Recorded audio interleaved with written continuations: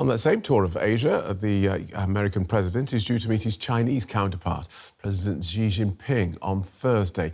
The leaders of the world's two biggest economies have been locked in a trade dispute since President Trump returned to office and imposed punishing tariffs. But it appears momentum for a deal is growing in the run-up to their meeting. 6 years have passed since Xi Jinping and Donald Trump last met face-to-face. Back in 2019, during Trump's first term as president, a trade dispute was also central to their talks. They temporarily de-escalated the US-China trade war at the time. This year, the two leaders have spoken on the phone several times, but it's this in-person meeting that has been a key factor in a US market surge. They're optimistic there may be an improvement in US-China relations, which have suffered because of Trump's tariffs. The US president has also appeared upbeat.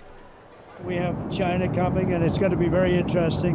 I have a lot of respect for President Xi, and we are going to, I think we're going to come away with a deal. But I really feel good. Our country is doing so well economically. It's doing so incredibly well.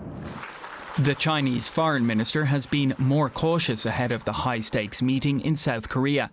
He appeared to criticize the US government's protectionist policies.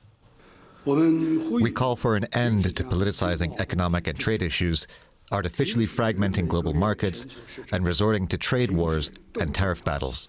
One of the main aims of the talks is to avoid fresh tariffs on China. Earlier this year, amid escalating tensions, Trump increased tariffs on China to 145%. Beijing responded by raising their own duties on US exports to 125%. Talks between Chinese and US officials resulted in a sharp drop in tariffs.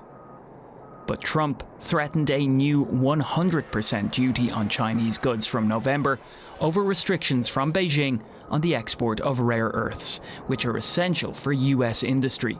Now it appears that plan has been shelved after both countries agreed to a framework for a trade deal. On the table, the president had given me maximum leverage when he threatened 100% tariffs if the Chinese imposed their rare earth global export controls. So I think we have averted that so that the tariffs will be averted. While trade will likely dominate the summit, other topics on the agenda are Taiwan, the final sale of the Chinese-owned social media platform TikTok in the US, and the war in Ukraine.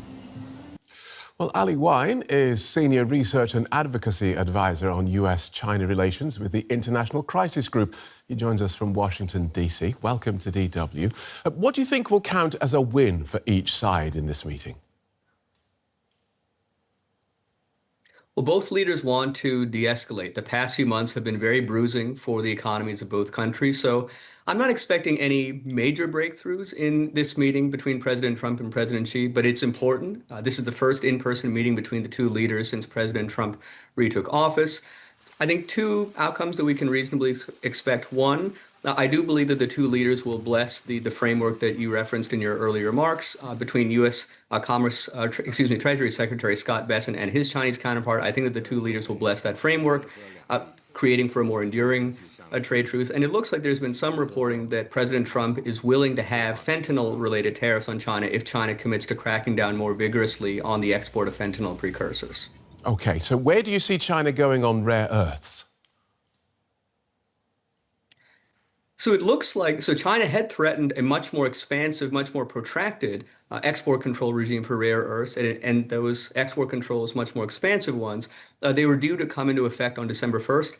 But you heard there just the U.S. Treasury Secretary Scott Bessent says it looks like because of the negotiations in Kuala Lumpur that threat has been averted. So I think that threat of rare earths leverage, it very much remains in China's arsenal, and it kind of looms like a sort of Damocles over negotiations between the United States and China. But I think that at least for about a year, according to the reporting, China will hold off on those more expansive rare earth export controls. Taiwan is a perennial sticking point in US-China relations. What are we likely to see there? So President Xi reportedly will ask President Trump to state that the United States opposes Taiwan's independence, not merely that it just opposes Taiwan's independence. I think that it would be unlikely, just given how quickly this meeting has come together between President Trump and President Xi, I think it's unlikely that we will see any official shift in U.S. policy. And in fact, just a few days ago, the U.S. Secretary of State Marco Rubio tried to get out ahead of some of the concerns, particularly in Taiwan, kind of quashing that chatter, quashing those rumors. Secretary Rubio said that there will not be a change in official U.S. policy on Taiwan. The question, though, is whether President Trump, as his second and last term in office draws to a close, whether he will prove more open to making a shift in U.S. policy on Taiwan. And even if President Trump doesn't take that offer or accept that offer from President Xi at their meeting tomorrow, the two leaders are going to meet at least two more times in the near future, once in Beijing early next year, and then ahead of the G20 summit again next year. So my expectation would be we won't see an official shift in U.S. policy on Taiwan tomorrow, but I do believe that President Xi will continue in his subsequent interactions with President Trump to offer, or to ask, rather, that President Trump does make that shift on Taiwan policy. Now, we've seen various world leaders make the trip to the White House to flatter and fawn over Donald Trump. What is President Xi's approach likely to be?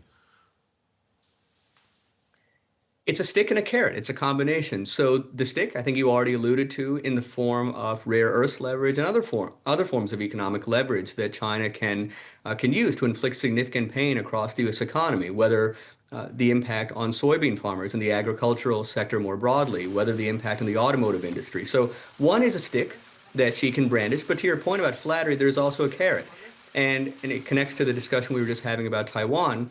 I think to make President Trump more open to making a shift on Taiwan policy, President Xi will essentially say to President Trump, look, you, unlike your predecessors and unlike your successors, you have a fleeting opportunity to steady bilateral relations in a way that none of your predecessors since Richard Nixon has, and to end once and for all the prospect of a cross-strait war.